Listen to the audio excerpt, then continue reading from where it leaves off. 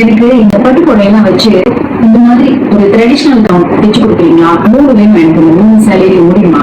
கண்டிப்பா முடியும் சிஸ்டர். நாங்க டிசைன் பாருங்க. பட்டு வச்சு நீங்க எனக்கு கொஞ்சம் எப்படி வச்சு முடியுமா? ரொம்ப கட்டை வைக்காது. நான் கொஞ்சம் கூலா வைங்க. இந்த மாதிரி நல்லா ஆதாரமா. ஆனா அக்கா, இதெல்லாம் எனக்கு 2 வாரத்துக்குள்ள கிடைக்குமா? 2 வாரமா?